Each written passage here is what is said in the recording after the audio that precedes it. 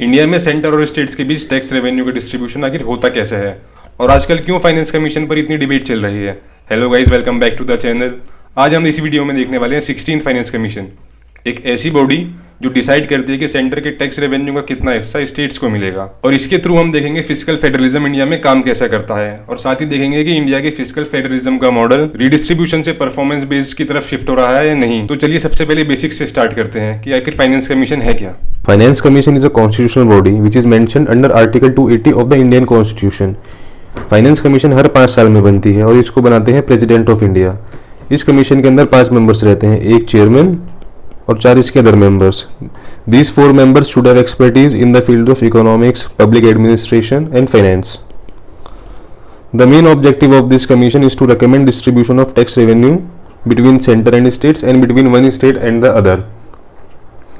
Taxes जैसे income tax, GST और other central taxes जो कि इस कमीशन ने एग्जामिन किए हुए होते हैं। और यहाँ ये ग्रांट्स नीड की भी बात करते हैं, जो सेंटर की तरफ से ग्रांट्स आएंगे, किसका कितना परसेंट कितनी कौन सी स्टेट को जाएगा, उसका क्या फॉर्मूला रहेगा, ये कमीशन ये सब डिसाइड करती है। It also ensures fiscal federalism. Fiscal federalism मतलब division of financial powers and responsibilities between different levels of government, mainly between central government, state government और यहाँ तक कि लोकल बॉडीज में भी, जैसे पंचायत और municipalities. It's basically explain who collects taxes and how many is shared between the different levels of government. Now let's understand what is tax devolution. Tax devolution का मतलब है सेंटर्स के कलेक्टेड टैक्स रेवेन्यू का एक हिस्सा states को transfer करना, ताकि स्टेट्स अपने डेवलपमेंट और पब्लिक सर्विसेज के लिए फंड्स को यूज कर सके। फॉर एग्जाम्पल, अगर सेंटर अपने टोटल टैक्स रेवेन्यू में 100 रुपीज कलेक्ट करती है तो करंट रिकमेंडेशन के अकॉर्डिंग 41 रुपी स्टेट्स को ट्रांसफर होते हैं। इसी प्रोसेस को हम टैक्स डेवल्यूशन बोलते हैं। अब ये डिस्ट्रीब्यूशन 2 लेवल पर है, पहला वर्टिकल डेवल्यूशन और दूसरा हॉरिजॉन्टल डेवल्यूशन। वर्टिकल डेवल्यूशन मतलब सबसे ऊपर आ गया सेंटर, फिर multiple states, state 1, state 2, state 3, state 4। सो वर्टिकल डेवल्यूशन में सेंटर और स्टेट्स के बीच टैक्सेस रेवेन्यू का डिस्ट्रीब्यूशन होता है, यानी जो टैक्सेस सेंटर कलेक्ट करता है, जैसे इनकम टैक्स, जीएसटी या कोई भी टैक्स जो इस कमीशन ने रेकमेंड किया हो, उसमें से एक सर्टेन परसेंटेज स्टेट्स को दिया जाता है। इसको हम बोलते हैं वर्टिकल डेवल्यूशन। अब समझते हैं व्हाट इज हॉरिजॉन्टल डिस्ट्रीब्यूशन। ये स्टेट्स के बीच डिस्ट्रीब्यूशन होता है, जैसे यूपी, एमपी, छत्तीसगढ़। जब टैक्स रेवेन्यू का कुछ परसेंटेज इन सब स्टेट्स में आपस में शेयर हो, ये स्टेट्स के बीच डिस्ट्रीब्यूशन होता है। मतलब जो अमाउंट स्टेट्स को मिलता है उसको अलग अलग स्टेट्स में कैसे डिवाइड किया जाएगा, इसके लिए फाइनेंस कमीशन कुछ क्राइटेरिया यूज करता है, जैसे population, income distance, area, forest cover और इकोनॉमिक परफॉर्मेंस। सिंपल वर्ड्स में बोलें तो वर्टिकल डेवल्यूशन सेंटर और स्टेट्स के बीच शेयरिंग है और हॉरिजॉन्टल डिस्ट्रीब्यूशन इसके भी स्टेट्स के बीच डिस्ट्रीब्यूशन है। सो बेसिकली अब 16th फाइनेंस कमीशन के रिकमेंडेशंस की बात करते हैं। तो सबसे पहले इंपॉर्टेंट आता है वर्टिकल डेवल्यूशन। इसका मीनिंग हमने लास्ट स्लाइड में देख ही लिया था, तो अब आगे का देखते हैं। 16th फाइनेंस कमीशन ने रेकमेंड किया है कि स्टेट्स का शेयर डिविजिबल पूल टैक्सेस में 41% ही रहेगा, जो कि 15th फाइनेंस कमीशन ने भी सेम ही रेकमेंड किया था। तो यहाँ एक इंपॉर्टेंट सवाल आता है, स्टेट्स का शेयर इंक्रीज क्यों नहीं हुआ। इसका मेन रीजन है ऑलरेडी सेंट्रल गवर्नमेंट पर फिस्कल प्रेशर बहुत है। सेंटर को डिफेंस एक्सपेंडिचर, वेलफेयर स्कीम्स में काफ़ी ज़्यादा स्पेंडिंग करनी पड़ती है। इसी वजह से कमीशन ने डिसाइड किया कि एग्जिस्टिंग 41% ही शेयर को कंटिन्यू किया जाए। लेकिन स्टेट्स की एक मेजर कंसर्न थी, centre increasingly cess and surcharges collect करता है, लेकिन ये डिविजिबल पूल में काउंट नहीं होता है, यानी इनका शेयर स्टेट्स को बिल्कुल भी नहीं मिलता है। इसी इशू को एड्रेस करने के लिए फाइनेंस कमीशन ने एक इंटरेस्टिंग आइडिया प्रपोज किया है, grand bargain proposal. Basic idea ये है कि अगर सेंटर सेस और सरचार्जेस को डिविजिबल पूल में मर्ज कर देता है तो ओवरऑल शेयरेबल टैक्सेस बेस बड़ा हो जाएगा। इसका मतलब ये हुआ कि अगर परसेंटेज सेम भी रहे, जैसे करंटली 41% है, तब भी स्टेट्स को एक्चुअल अमाउंट ज़्यादा मिल सकता है, क्योंकि इसमें सेस और सरचार्ज इंक्लूड हो गया है।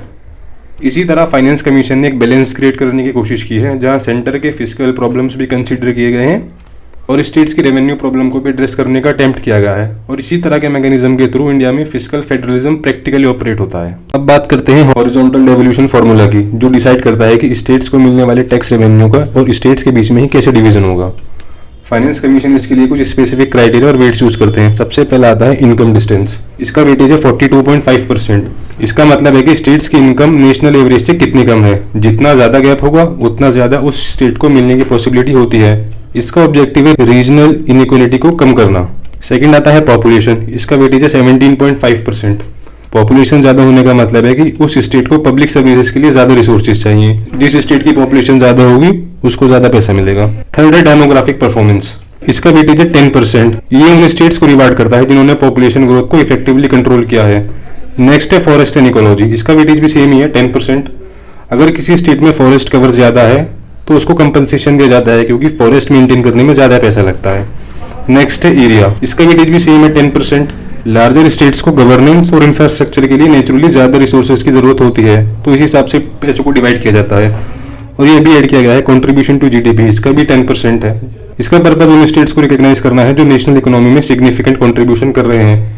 इन सब क्राइटेरिया के थ्रू फाइनेंस कमीशन ट्राई करता है कि इक्विटी और एफिशिएंसी दोनों बैलेंस हो सकें। अब बात करते हैं 16 फाइनेंस कमीशन के ग्रांट्स एंड फिस्कल रिफॉर्म्स के बारे में। सबसे पहले आता है grants in aid. Grants in ads को समझते हैं। फाइनेंस कमीशन ने टोटल 9.47 लाख करोड़ रुपीस का ग्रांट्स रिकमेंड किए हैं जो सेंटर से स्टेट्स को डिफरेंट पर्पजेस के लिए दिए जाएंगे। इसमें सबसे बड़ा पोर्शन आता है लोकल बॉडीज के लिए, उसका है 8 लाख करोड़ रुपीस। ये फंड्स पंचायत और अर्बन लोकल बॉडीज को स्ट्रेंथन करने के लिए दिए जाते हैं ताकि लोकल गवर्नेंस इंप्रूव हो सके। इसके अंदर कुछ स्पेसिफिक इनिशिएटिव्स भी इंक्लूड किए गए हैं, जैसे अर्बनाइजेशन प्रीमियम जो रूरल एरियाज से अर्बन ट्रांजिशन को सपोर्ट करता है, और वेस्ट वाटर इंफ्रास्ट्रक्चर जो अर्बन सैनिटेशन और एनवायरमेंटल सस्टेनेबिलिटी के लिए बहुत ज़्यादा इंपॉर्टेंट है। इसके अलावा डिजास्टर मैनेजमेंट के लिए भी कुछ पैसे एलोकेट किए गए हैं, लगभग 2.4 लाख करोड़, जिससे स्टेट्स नेचुरल डिजास्टर्स जैसे फ्लड्स, साइक्लोन्स, अर्थक्वेक के टाइम इफेक्टिवली रिस्पॉन्ड कर सकें। अब अगर फिस्कल रिफॉर्म सजेशन की बात करें तो फाइनेंस कमीशन ने कुछ इंपॉर्टेंट रिफॉर्म्स रेकमेंड किए हैं।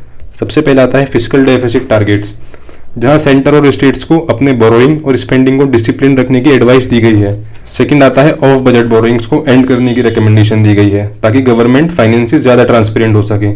थर्ड आता है डिस्कॉम रिफॉर्म्स, क्योंकि पावर सेक्टर में फाइनेंशियल लॉसेस काफ़ी ज़्यादा हैं। इसके साथ सब्सिडी रेशनलाइजेशन भी सजेस्ट किया गया है, मतलब सब्सिडीज को एफिशिएंट और टारगेटेड बनाना। और finally public sector undertaking restructuring यानी PSU restructuring, loss making public sector enterprises को रिफॉर्म या फिर रिस्ट्रक्चर करना। इन सब मेजर्स को ओवरऑल ऑब्जेक्टिव है कि इंडिया की फिस्कल सस्टेनेबिलिटी को स्ट्रेंथन करना और पब्लिक फाइनेंसेस को मोर एफिशिएंट बनाना। अब बात करते हैं 16 फाइनेंस कमीशन से जुड़ी कुछ मेजर कंसर्न और उसके कुछ क्रिटिसिज्म। सबसे पहला आता है federal concern. States demanded 50% share, currently states का शेयर है 41%। स्टेट्स की डिमांड थी कि उसको बढ़ाकर 50% कर दिया जाए, लेकिन 16 फाइनेंस कमीशन ने भी इसको सेम रखा। नेक्स्ट है cess and surcharge issues unresolved. States का मानना था कि सेशन सरचार्जेस को डिविजिबल पूल ऑफ टैक्सेस में ऐड किया जाए, लेकिन ये इशू अभी भी अनरिजॉल्व रहा।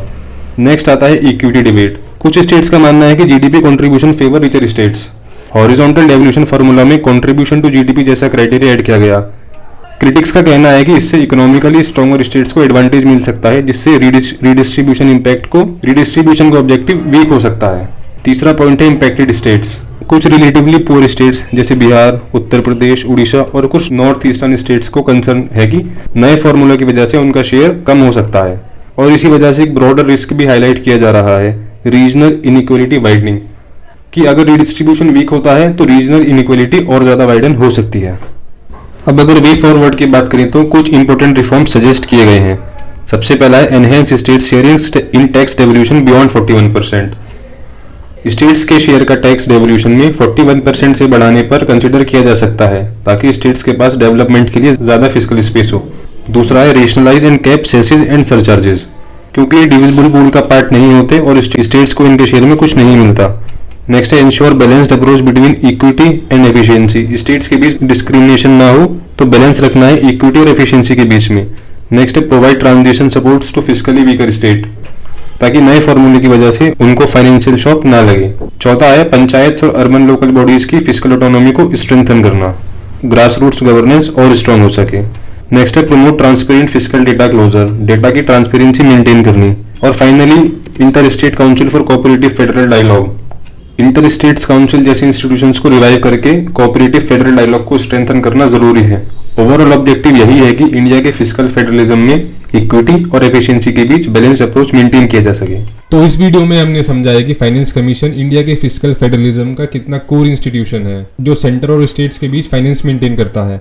अगर आपको ये वीडियो हेल्पफुल लगा हो तो चैनल को सब्सक्राइब जरूर करें और कमेंट सेक्शन में बताइए कि आपको लगता है कि फ्यूचर में इंडिया के फिस्कल फेडरलिज्म रीडिस्ट्रीब्यूशन बेस्ड होना चाहिए या फिर performance based. Thank you so much for watching.